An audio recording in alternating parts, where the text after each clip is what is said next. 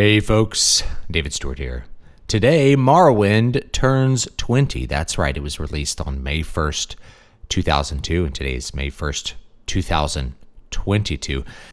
Alas, 20 years is far too short a time to spend amongst such admirable swits, noirs, and fetchers. So what I'd like to do is tell you all why Morrowind was so great back in 2002 and why it remains great and why it's worth playing today.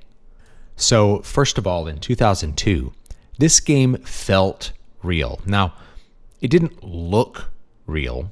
It still doesn't look real, but it looked like a place that could be real. Graphics were finally at a place where you could render wide open spaces and vertical terrain, rocks and trees, and all the things that you might see in the real world. This had been a player fantasy for years, to explore and to live a life in another world, and visually Morrowind presented that way back in 2002. In fact, most of the mods for Morrowind today are visual mods, not just to make the game look better, but really to make it feel like what it felt in 2002, like this is a representative of what could be a real place. Another reason that it was so good in 2002 was that it was weird. It was really different from standard fantasy settings of the time. You had giant mushrooms, you had bugs, you had these floating netch things with tentacles walking around, you had pools of lava, a strange city made out of giant houses. Everything was really weird in Morrowind, and the further you got in the game, the weirder it got. The lore got stranger and stranger. You've learned about this strange tribunal of living gods and the bizarre history of Morrowind, as well as the greater area of Tamriel and the Empire and the many races that inhabit it in their strange ways. Most of the fantasy of the time, especially with stuff like Dungeons and Dragons, was this blending of, say, Howard and Tolkien, maybe a little Moorcock thrown in there, but Morrowind was something just completely different entirely. It really felt original, and it really felt strange, and that became a compelling reason to play it. You wanted to explore and find out the weird things and the weird history of Vvardenfell and Morrowind in general. Now, the main reason the game was good back in 2002 is that it was fun. It was just plain fun to play. Now, the gameplay of Morrowind, I think, hasn't aged quite as well as some of the other games in this series, particularly Oblivion and Skyrim, because it's very firmly rooted in the CRPG interface and the style of play that was popular in the 90s and even in the 80s. So it carries over a lot of tropes and a lot of little things from that tradition. At the same time, that really helped the fantasy along. When you played Morrowind and you set up a character, you really felt like you could do or be anything in the world. If you wanted to be a sneaky thief, you could set up your character and you would be a sneaky thief right out of the gate, and you could explore the game that way. You could even change what you were doing midway through your playthrough, because it had the same leveling system that I explained in Oblivion, where you level up based on your skills. You could choose to train or practice a different set of skills and change what your character did halfway through a playthrough if you really wanted to. The main thing, though, is that the RPG systems, it's first and foremost an RPG, allowed you to feel like you were having some kind of mastery over the world and you were actually playing a role that you were good at. And as you got deeper into the game, you learned more and more about how to use those skills to exploit the world properly. And that had a very satisfying feeling, especially back in 2002. Also worth noting about not just this game, but all games from 2002, is that you didn't have a ubiquitous internet that could shuffle you into wiki pages or to guides that would tell you the most efficient and proper way to play a game. When you played Morrowind, anything that you gained was by your own exploration and your own efforts, and therefore had a much more satisfying feeling to it. When you got a really good piece of gear, it was because you happened to discover it, or you happened to do something that caused you to earn that piece of gear. You weren't following a guide that just told you where to go grab all the best pieces of armor and the best weapons to max your character at level 1.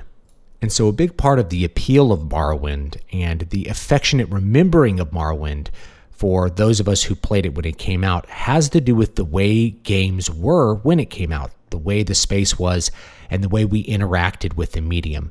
It was a lot more about playing a game via your own efforts than doing it in some specific optimal way. And the game design at the time reflected that. It's possible to get extremely powerful items early in the game, but most of us, when we played, didn't find those very powerful items. Rather, we found maybe a couple of powerful things as we were exploring, as we were playing the game. We couldn't hop on YouTube and see 10 tips for beginning Morrowind players that told you where to go get the best loot in the game at level 1, or how to kill Umbra, or something like that. Nowadays, these sorts of things might be considered bad game design because they allow a player to be too powerful too early in the game, but it didn't really work that way before we had all of these internet guides available at our fingertips anytime we wanted to look for them. Now, putting that stuff to the side, why is Morrowind still an awesome game to play in 2022? The first reason is that it is highly moddable, and it's pretty good looking with mods. In some cases, it's even gorgeous. The core aesthetic design of Morrowind can be really pumped up with a couple of graphical mods, some texture replacements, and all of the things that you might expect from an Elder Scrolls game. Most of the footage you're seeing right now is from the MGSO 3.0 package, which is a total overhaul of the Morrowind graphical system from a few years ago.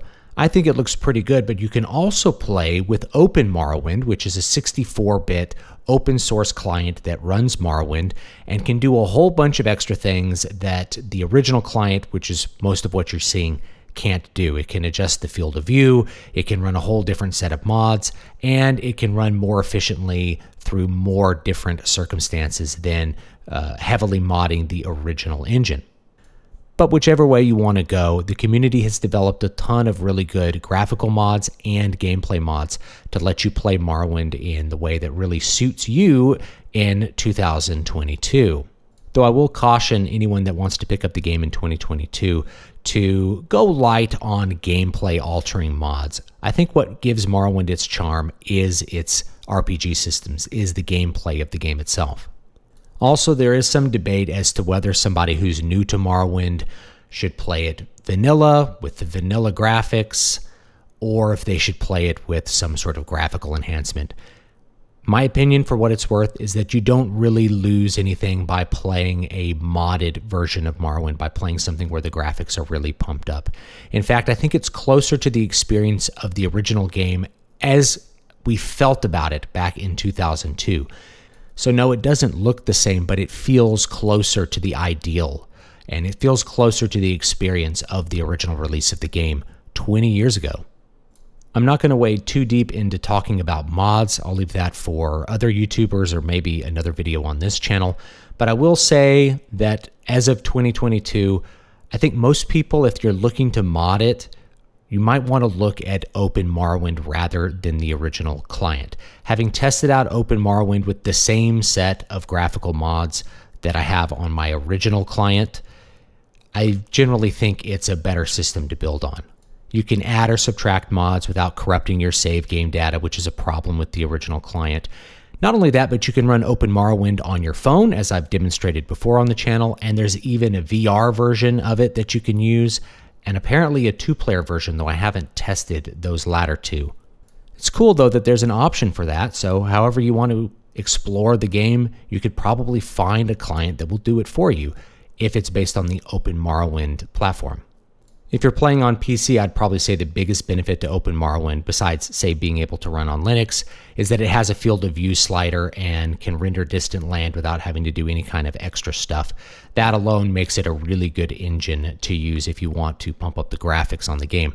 Though I will say that in some spots, it tends to chug a little bit. I get low frame rates in a couple of spots in the game compared to the original client. Now, the next big reason to play Morrowind in 2022 is that it's deep. And it's deep especially compared to most modern games. It has an ocean of possibilities when it sets you loose on the game world. It has an RPG system that has a lot to it. It's the leveling system from Oblivion, but there's skill checks for everything that you do. There's more lore, really, than any other game in the series, and that has to do with the dialogue system that's in place. No, there's not fully voiced over dialogue. In fact, Almost all the dialogue you're going to see is written. But because it's written, it allows you to have a lot more depth to what you're exploring. You can talk to any NPC and get much more thorough answers than you could with something like Skyrim or Oblivion especially.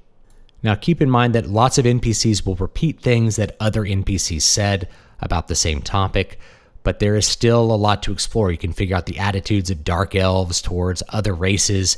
They're very racist, and that's always a little bit funny when people are coming from a modern perspective and see racism built into all of the racial relationships in the game. But more than that, there's a huge amount about the weird world of Morrowind that you get to explore through the dialogue system, through all of the different books, and through the quests. There's a huge amount of deep and interesting mythology that's here.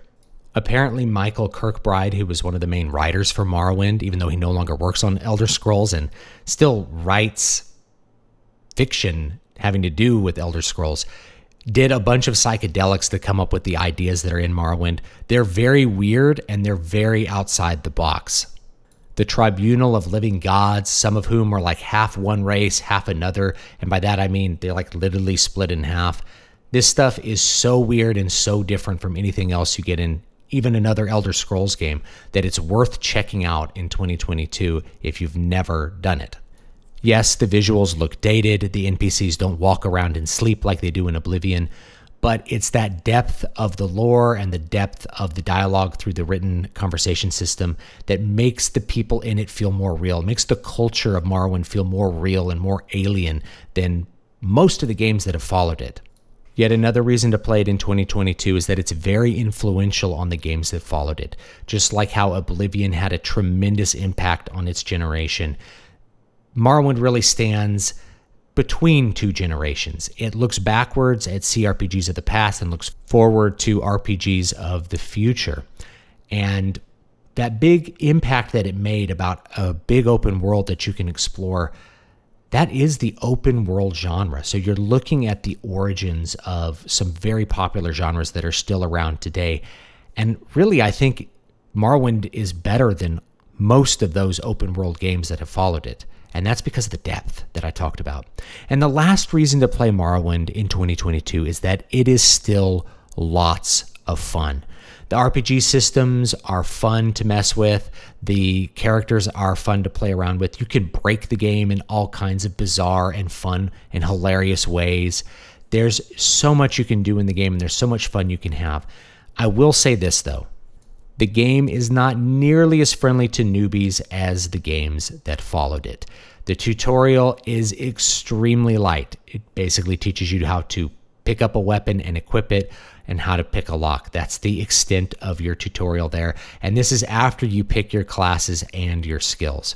So you got to get over that first hump, and you got to get out there and play the game a little bit just to experience the depth of what Morrowind has to offer. So one little tip that I will give in that direction is that when you build your class, rather than trying to build an efficient leveling class like what I talked about in Oblivion, even though it basically has the same leveling system as Oblivion, you should try to build a character that's good at some things right away. If you want a character that's like a strong warrior, make sure you pick a race that has some blade skill. Or I usually pick Breton, but I make sure that long blade is one of my main skills. You want to be good enough at least one weapon skill that you can kill things at level 1. Otherwise, the game is just unbelievably painful or even unplayable. So keep that in mind. Pick the skills that you actually want to play with when you start the game. And lastly, don't be afraid to walk off the beaten path and explore a little bit. You can just take the Silt Strider straight to Balmora, or you can walk there and see what's going on with the game. When you get to Balmora, which is the first place you have to go after you get the main quest, you can hop on over into the Mages Guild and see what they want you to do. Go out and explore a little bit and see what the game has to offer. I will say that most of the areas right when you start the game are not nearly as interesting as the ones you discover later on. There's a whole area with like rivers of lava, and then of course there's Vivec City, which is a really interesting city to explore. So you got to get over the hump of this game is very foreign and alien, and it doesn't suck you in and get you playing the way that Skyrim and Oblivion do. It kind of just turns you loose. But if you're able to get over that hump and experience some of the depth that the game has to offer and get used to the RPG systems, including swinging your sword and missing, which doesn't feel very good if you're coming from later Elder Scrolls games, then you can probably have a really good time with Morrowind and really enjoy your experience. If you haven't played this game, you should definitely give it a chance. 20 years later, it's still one of the best RPGs ever made. Now, the last thing that I really want to talk about in this video is whether Morrowind deserves a remaster or a remake. 10 years after Skyrim, we've had a Skyrim 10th Anniversary Edition, you've had a new 64-bit client, you've had upscale textures, and all kinds of other little things that they've done to re-release Skyrim on pretty much every platform. You can get it on the Nintendo Switch. Well, I think Morrowind certainly deserves better treatment, but I'm a little bit hesitant to say it should have a remaster or a remake. I think a lot of the charm of Morrowind, like I mentioned, is when it came out and the gameplay systems that are in place. I feel like if they remade Morrowind or if they ported it like the fan project Skywind, you'd lose a little bit of the magic of what made Morrowind Morrowind. If you replaced that dice roll version of attacking, even though it's not very interactive, with just standard Skyrim combat, I think you lose a little bit of the charm of Morrowind. Morrowind was about you feeling like you are the class that you're playing. That's a big part of the feeling of Morrowind. Now, does it deserve a graphical update? I think definitely yes. Luckily, the fans have provided a lot of different content in that direction. There's graphics overhauls. You can really pump up the graphics in Open Morrowind, not just view distance, but you can do a lot of mods that will improve the visual experience of Morrowind. But to that end, I think that it does deserve some real graphical love from Bethesda themselves. An official version with upscale textures, with a newer, better engine that will render things further away without all the fog, and of course, updated character models. If that were to happen, I think that that would be a great product. That is probably a product I would even buy, even though I own the game and I have graphical overhaul mods and stuff for the original game. I would probably buy a legitimate, high-quality graphical upgrade in a new engine. But I'd really want the gameplay to remain very close to what they have with the original version of the game. I think that's part of what makes the game special. I would probably also want some upgrades to the interface and the inventory system especially. It's very old CRPG, it's very clunky, and I think that's a big barrier to entry for people that are new to the game. And if you were going to go that route, then I think it's also probably worthwhile to have a legitimate tutorial for the game. Have you go into the newbie cave by Seyda and actually do a tutorial that teaches you how to use all the different skills that are available and how to set up your character, and gives you an option to change your skills maybe after that tutorial, like you have in Oblivion. I think that would go a long way towards making the game very accessible for players who have never played Morrowind before and don't have that nostalgia for the game and don't know the systems inside and out like those of us who played it back in 2002. Adding things like a compass, like quest markers on the map, I think that goes against the heart of the original game. I think that would kill the immersion.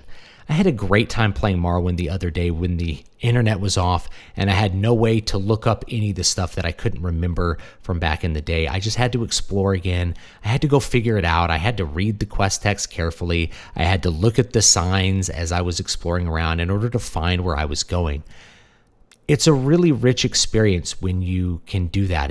If you put something like a compass in the game, it's going to remove some of the magic of Morrowind, just like how removing some of the clunkier things about the leveling system would remove some of the magic of Morrowind as well. I think a lot of the flaws of the game arise from the original design choices and the way the games were designed back 20 years ago, and fixing those would unravel. It would get rid of some of the things that really made the game memorable, fun, and great. So wow.